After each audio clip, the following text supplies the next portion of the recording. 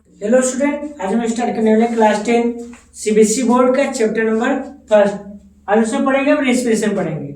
ठीक है, रेस्पिरेशन के कुछ टर्म हमने पिछले वीडियो में हमने पढ़ा था। ठीक है, आज कुछ हम अलग टर्म्स पढ़ने वाले हैं। ठीक है, हमने कुछ टर्म क्या है, हमने पिछले वीडियो में हमने क्या है, रेस्पिरेशन को हम लोगों ने पढ़ चुका था। ये था ना, रेस्पिरेशन का मतलब क्या होता है? रेस्पिरेशन का मतलब होता है क्या है, एक ऐसी प्रोसेस जिसमें फूड किस में कन्वर्ट हो गया, एनर्जी में कन्वर्ट हो गया। मतलब in which process when the food change into energy are called respiration. Respiration क्या था? रेस्पिरेशन एक ऐसी प्रोसेस होता है जिसमें फूड किस में कन्वर्ट हो गया, एनर्जी बाहर में कन्वर्ट हो गया, तो उसे क्या कहा जाएगा, उसे बोलेंगे रेस्पिरेशन। रेस्पिरेशन मतलब food convert into energy, food convert into energy are called respiration कहलाता है। ठीक है, क्या बोलेंगे? रेस्पिरेशन बोलेंगे। और जो रेस्पिरेशन होता है कितने टाइप्स होंगे? दो होंगे, एरोबिक रेस्पिरेशन और एनारोबिक रेस्पिरेशन। एरोबिक होता है क्या है, in which process when a foods are convert into energy form with presence oxygen are called aerobic respiration. ये बोला जाएगा ना, एरोबिक रेस्पिरेशन में क्या होगा, food convert into energy with presence oxygen. ठीक है, और एनारोबिक क्या होगा, when a foods convert into alcohol form. मतलब एक ऐसा रेस्पिरेशन जिसका उपयोग किसके बनाने के लिए किया जाए, एल्कोहल, मतलब कि एल्कोहल मतलब इथेनॉल के निर्माण में किया जाए, तो उसे क्या कहा जाएगा, उसे एनारोबिक रेस्पिरेशन कहा जाएगा। क्या कहा जाएगा? Anaerobic respiration. तो एनारोबिक रेस्पिरेशन क्या होता है? तो एनारोबिक रेस्पिरेशन एक ऐसी रेस्पिरेशन होती है जिसमें फूड किसमें कन्वर्ट हो गया, एल्कोहल फॉर्म में कन्वर्ट हो गया, तो उसे क्या कहा जाएगा, एनारोबिक रेस्पिरेशन कहा जाएगा। और एरोबिक रेस्पिरेशन मतलब in which process when a foods convert into energy are called aerobic respiration कहा जाता है। ठीक है, जैसे यहाँ पे था ना, जैसे फूड था और ऑक्सीजन, और वहां पे क्या, कार्बन डाइऑक्साइड, वाटर और एनर्जी का फॉर्मेशन हुआ है। ठीक है, और हमारे पास ये प्लांट था, तो प्लांट क्या किया है, फोटोसिंथेसिस के दौरान क्या किया, उसने ग्लूकोज का निर्माण किया था। तो वह ग्लूकोज ऑक्सीजन के प्रेजेंट में क्या हो गया, केमिकल रिएक्शन के द्वारा क्या किया, माइटोकॉन्ड्रिया उस एनर्जी क्या किया, उसमें एटीपी रूप में स्टोर करते हैं। फिर जब फ्यूचर होता है तो फ्यूचर के हिसाब से क्या करते हैं, उसका वो यूज करते रहते हैं। क्या करेंगे, वो यूज करते रहते हैं। फिर आते हैं ब्रीथ आते हैं। तो व्हाट इज ब्रीथ? तो ब्रीथ होता है सांस लेना, सांस छोड़ना, taking air, releasing CO2 from the body are called breath. तो व्हाट इज ब्रीथ? तो ब्रीथ में होता है क्या, in which process when the taking air releasing CO2 from the body are called breath. Breath का मतलब होता है क्या, taking air releasing CO2, taking air releasing CO2 from the body are called breath. Breath का मतलब होता है क्या है, एयर को लेना और CO2 को बाहर निकालना, तो उसे क्या कहा जाता है, उसे ब्रीथ बोलते हैं। अब ब्रीथ के दो पार्ट्स होते हैं, इनहेल और एक्सहेल। इनहेल मतलब टेकिंग एयर, इनहेल मतलब टेकिंग एयर, और एक्सहेल मतलब removing CO2 from the body, removing CO2 from the body are called exhale. Inhale का मतलब होता है सांस लेना, ठीक है, टेकिंग एयर, इनहेल मतलब टेकिंग एयर, और removing CO2 from the body are called exhale कहलाता है। ठीक है, और जो प्लांट होते हैं, तो प्लांट भी क्या करते हैं, वो ब्रीथ का काम करते रहते हैं। ठीक है, वो प्लांट भी क्या करते हैं, ब्रीथिंग का काम करते हैं। मतलब कि in physiological terms breathing could be defined as a action of air और water moving across the surface of a respiratory structures such as gills और lungs facilitated to exchange of oxygen and carbon dioxide from the environment for a process known as breath. तो breath का मतलब ये होता है कि gases exchange, हमारे body में जो गैसेस एक्सचेंज हो रहा है, तो उसी को क्या कहते हैं, उसी को ब्रीथ के नाम से जानते हैं। ठीक है, फिर हाउ डू यू क्या है ब्रीथ, हम ब्रीथ सांस लेते छोड़ते कैसे हैं। फिर में जैसे हमारे पास जैसे लंग्स हो सकता है, नोज हो सकता है, म्यूकस हो सकता है, ठीक है, फेरिंग्स हो सकता है, फिर लैरिंग्स हो सकती है, ट्रेकिया हो सकता है, ब्रांची होंगे, ब्रांचियोलेस होंगे, लंग्स होगा, रिब्स होगा, ये सारे पार्ट्स क्या होते हैं, इसमें हेल्पिंग करते हैं। अब जैसे हम आते हैं लंग्स आते हैं, इनहेल जैसे होता है तो क्या, लंग्स हमारा क्या स्वेल कर जाता है, मतलब लंग्स फूल जाता है, तो उसे क्या हो गया, इनहेल। इनहेल मतलब लंग्स फूल गया। और एक्सहेल मतलब कि लंग्स क्या हो गया, पिचक गया। तो लंग्स का क्या है, पिचकना, तो उसे क्या बोलेंगे, एक्सहेल बोलेंगे। फूल गया तो इनहेल, और पिचक गया तो एक्सहेल कहलाता है। मतलब कि ब्रीथ इन और ब्रीथ आउट होता है, ठीक है। और इनहेलेशन में क्या, सांस लेना, और एक्सहेल मतलब सांस को छोड़ना होता है, ठीक है। फिर आता है व्हाट इज रेस्पिरेशन। रेस्पिरेशन क्या, when a foods change into energy form by the biological process. कह सकते हैं कि in biological process the foods converted to energy form are called respiration कहलाता है, ठीक है। और होता क्या है, जैसे एरोबिक रेस्पिरेशन मतलब हमने बताया था कि यहाँ पे फूड का कन्वर्ट किसके फॉर्म होना, एनर्जी के फॉर्म होना। अब किसके प्रेजेंट में, किसके, एयर के ना। और एनरोबिक का मतलब क्या होता है, एनरोबिक का मतलब होता है कि एक ऐसा प्रोसेस जहां पे फूड का क्या डाइजेशन विदाउट ऑक्सीजन के प्रेजेंट होना, मतलब वहां पे ऑक्सीजन क्या हो, एब्सेंट होता हो, ठीक है। अब जैसे देखिए क्या है, कंबस्टन रिएक्शन आता है। कंबस्टन रिएक्शन क्या है, when organic materials are burn with the presence of fire are called combustion. Combustion मतलब होता क्या है कि कोई हमारे पास फ्यूल था, वो ऑक्सीजन के प्रेजेंट में यदि जलना शुरू हो जाए तो उसे क्या बोलेंगे, उसे कंबस्टन कहा जाएगा। कंबस्टन क्या, in which process when a fuels are burn with presence oxygen are called combustion होता है, ठीक है। और रेस्पिरेशन इसका क्या है, when a food are digest with presence oxygen. यदि ऑक्सीजन के प्रेजेंस में यदि फूड पच गया तो एरोबिक रेस्पिरेशन। और यदि फ्यूल यदि ऑक्सीजन प्रेजेंट में जल गया तो उसे क्या कहा जाएगा, उसे कंबस्टन कहा जाएगा, ठीक है। और सेलुलर रेस्पिरेशन क्या होता है, इसे फूड मटेरियल था, ठीक है, वो ऑक्सीजन प्रेजेंट में क्या हो गया, जो एनर्जी था हमारे बॉडी में स्टोर था, और जब हमने जिस दिन खाना नहीं खाया तो उस दौरान क्या होगा, जो फूड हमारे बॉडी में क्या हो रही है, जो एनर्जी के फॉर्म में क्या हो जाए, डिस्ट्रीब्यूट हो जाए, तो उसे क्या बोलेंगे, सेलुलर रेस्पिरेशन कहा जाता है। और सेलुलर रेस्पिरेशन में हेल्प कौन करेगी, तो mitochondria help in cellular respiration, ठीक है। अब जैसे होता कैसे, यहाँ पे हमारे पास जैसे ग्लूकोज था, तो ग्लूकोज क्या होगा, in which process break the glucose into pyruvate form are called glycolysis. Glycolysis का मतलब होता है क्या, food convert into pyruvates form with process are called glycolysis. और pyruvates are convert into alcohol, carbon dioxide and ATP are called anaerobic and aerobic respiration, ठीक है। और यहाँ पे क्या होगा, ऑक्सीजन क्या होगी, एब्सेंट होगी। क्या होगी, ऑक्सीजन एब्सेंट होता है। और हाँ एक चीज और, एनारोबिक रेस्पिरेशन को क्या बोलते हैं, फर्मेंटेशन के नाम से भी जानते हैं। क्या कहते हैं उसको, फर्मेंटेशन कहा जाता है। क्या बोला जाएगा, फर्मेंटेशन कहा जाएगा, ठीक है।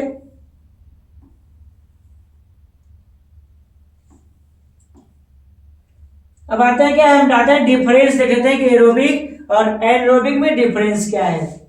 तो एरोबिक क्या होता है, तो एरोबिक होता है यहाँ पे ऑक्सीजन की रिक्वायर होता है एरोबिक में, और एनारोबिक में ऑक्सीजन की कोई भी रिक्वायरेबल नहीं होती है, ठीक है। और जो एरोबिक होता है यहाँ पे फूड क्या होता है, कंप्लीटली डाइजेस्ट हो जाएगा। किसमें, एरोबिक में फूड का जो ब्रेकडाउन होता है वो कंप्लीटली होता है, और एनारोबिक में क्या होता है, जो फूड होगा कंप्लीटली ब्रेकडाउन नहीं होता है, ठीक है। और यहाँ पे जो एरोबिक होगा वहां पे फूड ब्रेक होकर के 38 ATP energy, carbon dioxide and water का फॉर्मेशन करेंगे। और जो एनारोबिक होता है यहाँ पे क्या होगा, जैसे alcohol, carbon dioxide and water का फॉर्मेशन होता है, ठीक है। और यहाँ पे क्या होता है, और दोनों में क्या होते हैं, एनर्जी का फॉर्मेशन होता है। एरोबिक में more number of energy produce होगा, और एनारोबिक में क्या होगा, less number of energy are produce होगा, ठीक है। अब आते हैं रेस्पिरेशनरी प्लांट आते हैं। जो प्लांट होते हैं तो प्लांट भी क्या करते हैं, तो प्लांट भी रेस्पिरेशन का कार्य करते हैं। तो प्लांट क्या होता है, जो डे टाइम में जो प्लांट्स होंगे वो डे टाइम में क्या करेंगे, प्लांट डे टाइम में एयर को कंज्यूम करेंगे। कौन सी एयर को, कार्बन डाइऑक्साइड को कंज्यूम करेंगे, और निकालेंगे क्या, ये ऑक्सीजन को रिज्यूम करेंगे। दिन में प्लांट क्या करता है, फोटोसिंथेसिस शो करेगा ना, फोटोसिंथेसिस फर्स्ट शो करेगा, मतलब लाइट रिएक्शन। तो लाइट रिएक्शन में क्या होगा, कार्बन डाइऑक्साइड को टेक अप करेंगे और क्या करेंगे, ऑक्सीजन को बाहर निकालेंगे। दिन में कार्बन डाइऑक्साइड लेंगे, ऑक्सीजन को बाहर निकालेंगे, और रात्रि में क्या करेंगे, रात्रि में ऑक्सीजन को लेंगे और कार्बन डाइऑक्साइड को बाहर निकालते हैं। मतलब ऑक्सीजन को लेंगे और कार्बन डाइऑक्साइड को क्या करेंगे, वो बाहर निकालते रहते हैं। ठीक है। और इनमें क्या जो पत्तियां होती हैं, तो पत्तियां जैसे कार्बन डाइऑक्साइड लेंगी और ऑक्सीजन को बाहर निकाल देंगे। अरे रात्रि का मौसम है तो ऑक्सीजन को लेंगे और कार्बन डाइऑक्साइड को वो बाहर निकालती रहती है। ठीक है। आते हैं रेस्पिरेशन में कुछ, हम आते हैं कुछ एनिमल्स में आते हैं। तो कुछ एनिमल्स होते हैं जैसे मछली उछली हो गया, मेढक हो गया, तो एक गिल्स से ले सकते हैं। ठीक है, किससे लेंगे, एक गिल्स से अपने गैसेस एक्सचेंज करते हैं। लेकिन यदि हम फ्रॉग की बात करें स्पेशली, और हम किसकी बात करें, अर्थवर्म की बात करें, ठीक है, अमीबा बॉडी की बात करें, तो इनमें क्या होता है, ये स्किन के माध्यम से डिफ्यूजन प्रेशर के द्वारा क्या करते हैं, वो एयर को क्या करते हैं, वो एक्सचेंज करते रहते हैं। ठीक है। जैसे थ्रो द स्किन, मतलब स्किन के माध्यम से करेंगे। कुछ प्राणी क्या होंगे, गिल्स के माध्यम से करेंगे। कुछ प्राणी क्या होंगे, लंग्स के माध्यम से भी क्या करते हैं, वो एयर को एक्सचेंज करते हैं। ठीक है। अब आते हैं क्या, ब्रीथ इन ह्यूमन बॉडी में आते हैं। जैसे मानव होता है तो मानव क्या है, एक मल्टीसेलुलर ऑर्गेनिज्म से, क्या है, एक मल्टीसेलुलर ऑर्गेनिज्म से। तो इनमें जो ब्रीथ वाली प्रक्रिया किसके माध्यम से कंप्लीट होती है, तो कंप्लीट होती है किसके माध्यम से, होता है लंग्स के माध्यम से कंप्लीट होगा। जब एयर इसमें फिल करेगा ना, तो लंग्स क्या हो जाएगा, स्वेल कर जाएगा। क्या करेगा, लंग्स फूल जाता है। और जब वो सांस निकाल लेते हैं तो लंग्स क्या रहता है, वो चिपक जाता है। ठीक है। तो इस प्रकार से क्या होता है, इनमें इनहेल और एक्सहेल होता है। इनहेल मतलब फूल जाना और एक्सहेल मतलब पिछक जाना। इनहेल मतलब टेकिंग एयर, इनहेल मतलब टेकिंग एयर, और एक्सहेल मतलब removing CO2 from the body. ठीक है। और आता है क्या, features of human respiratory system. तो इनका फीचर का मतलब होता है जिससे इनके पास मेनी पार्ट्स होता है, जैसे nasal cavity, nose, mouth, larynx, ठीक है, लेफ्ट लंग्स, फिर इसका राइट लंग्स, डायफ्राम, फिर इसका थ्रोट, पैसोफेगस, फिर ट्रैकिया। ठीक है। ये सारी चीजें क्या होती हैं, ये चीजें इसके पास पाई जाती है, जो क्या करती हैं, एयर कंडक्ट करने में क्या करेंगी, ये मदद करने का कार्य करती हैं। ठीक है। फिर नोज होता है, तो नोज सबसे आउटर ओपनिंग पार्ट होगा। नोज क्या होगा, सबसे आउटर ओपनिंग पार्ट होगा, जो एयर को इनटेक और एक्सहेल करने में क्या करेगा, इनकी हेल्प करेगा। लैरिंग्स क्या करेगा, तो लैरिंग्स एयर पास में मदद करेंगे। और जो फेरिंग्स होगा, तो फेरिंग्स क्या होगी, तो pharynx it is a place where nose pipe and mouth pipe are meet then. जहाँ पे माउथ पाइप और नोज पाइप दोनों आपस में आके क्या हो गए, दोनों मीट किए हैं, तो उसे क्या बोलेंगे, उसे फेरिंग्स कहा जाएगा। ठीक है। फिर आते हैं ट्रैकिया आते हैं। तो ट्रैकिया क्या होती है, ट्रैकिया को एयर पाइप या विंड पाइप नाम से जाना जाता है। जो ब्रांचेस होती है, जो ब्रांची होती है, ब्रांची किसकी पार्ट होगी, ट्रैकिया की। Small branches of trachea are called bronchi. ठीक है। और लंग्स क्या होता है, लंग्स हमारे बॉडी का होता है सबसे इंपॉर्टेंट भाग होते हैं, जो पिंक कलर में होंगे। इनके बॉडी के बाहर क्या होते हैं, रिब्स बने होंगे। क्या बने होते हैं, रिब्स बने होते हैं।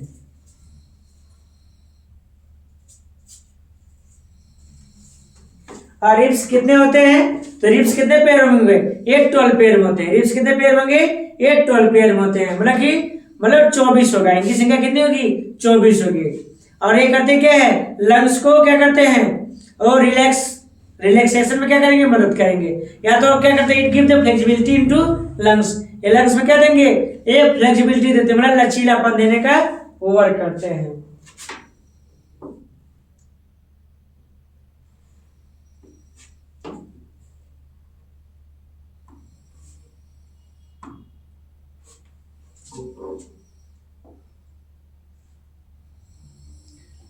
ठीक है।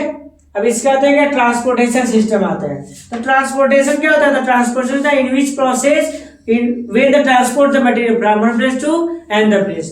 मतलब ट्रांसपोर्टेशन एक ऐसा प्रोसेस होता है जिसमें कोई भी मटेरियल एक स्थान से दूसरे स्थान क्या किया जाए, ट्रांसपोर्ट कर दिया जाए। मतलब एक स्थान से दूसरे स्थान क्या किया जाए, ट्रांसपोर्ट कर दिया जाए, तो उसे क्या कहा जाएगा, उसे ट्रांसपोर्टेशन कहा जाएगा। क्या कहा जाएगा? ट्रांसपोर्टेशन। ठीक है, तो ट्रांसपोर्टेशन क्या होता है? तो ट्रांसपोर्टेशन एक ऐसी प्रोसेस होता है जिसमें लिक्विड मटेरियल एक स्थान से दूसरे स्थान क्या किया जा रहा है? ट्रांसपोर्ट किया जाएगा। क्या किया जाएगा? ट्रांसपोर्ट किया जाता है, तो उसे क्या बोलेंगे? ट्रांसपोर्टेशन कहेंगे। और जो प्लांट होता है तो प्लांट में ट्रांसपोर्टेशन किसके माध्यम से कंप्लीट होगा? जाइलम फ्लोएम के माध्यम से होगा। किसके माध्यम से होगा? जाइलम और फ्लोएम के माध्यम से होगा। ठीक है,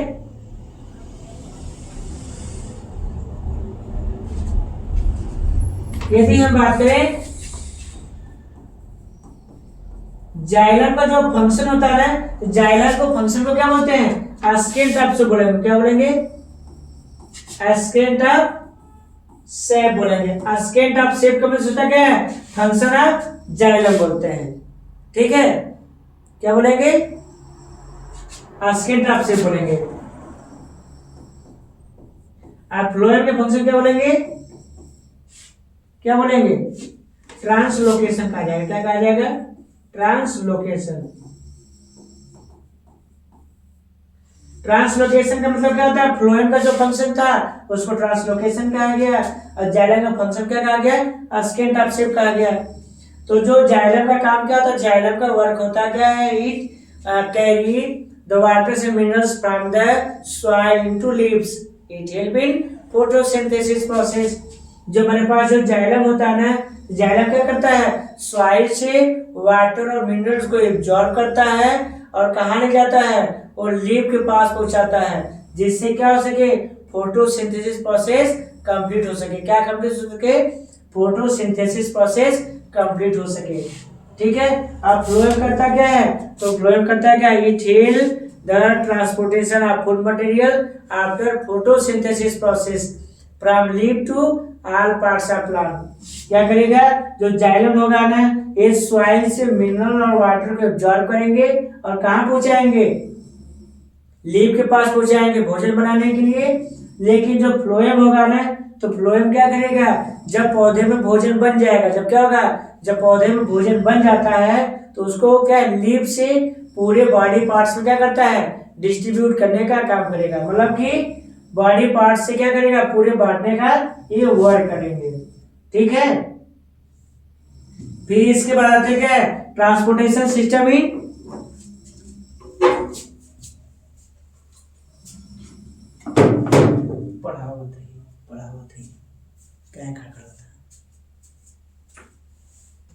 ठीक है, तो ट्रांसपोर्टेशन में प्लांट आते हैं। तो जो प्लांट होता है ना, तो प्लांट में जाइलम फ्लोएम था, तो दोनों वर्क करने का काम करते हैं। तो जो जाइलम होता है तो सॉइल से मिनरल्स और वाटर को एब्जॉर्ब करके क्या करेंगे?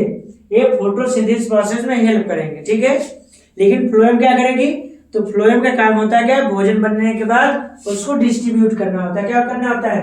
डिस्ट्रीब्यूट करना होता है, मतलब उसको बांटने का काम करेगा। कौन?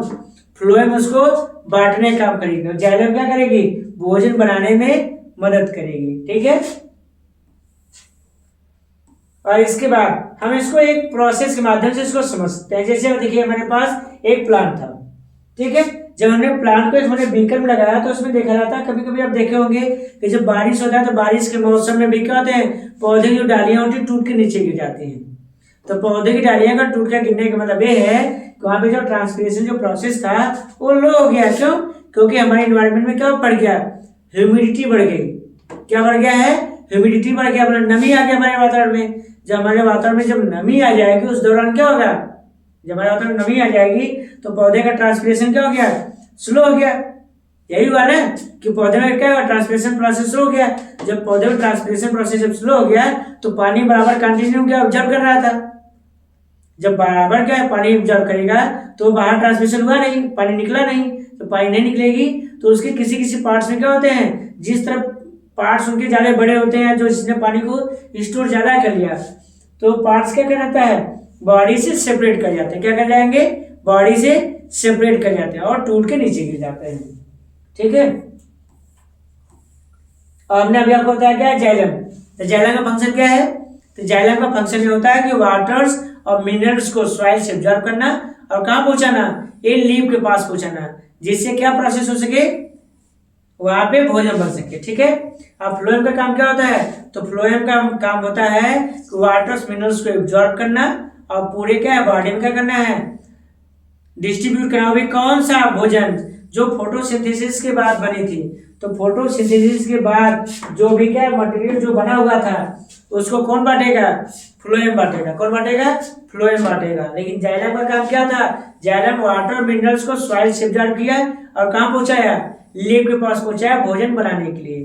लेकिन फ्लोएम का काम था जो भोजन बन गया था उसके बॉडी के सभी पार्ट्स में क्या करना, उसको बांट देना होता है। ठीक है,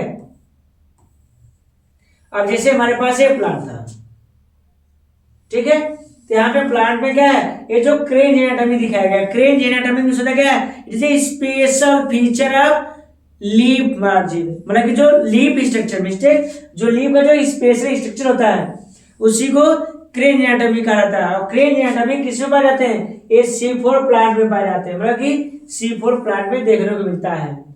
लेकिन इसमें यह दिखाया गया है कि इसमें जैसे जो वाटर मॉलिक्यूल्स थे ये किस हिसाब से यहाँ पे पहुंचे हैं, पहुंचने के बाद इनका बाइंडिंग कैसे हुआ है और इनका डिस्ट्रीब्यूशन कैसे हुआ है। ठीक है, उस प्रोसेस को क्या किया गया यहाँ पे शो ऑफ किया गया है। ठीक है,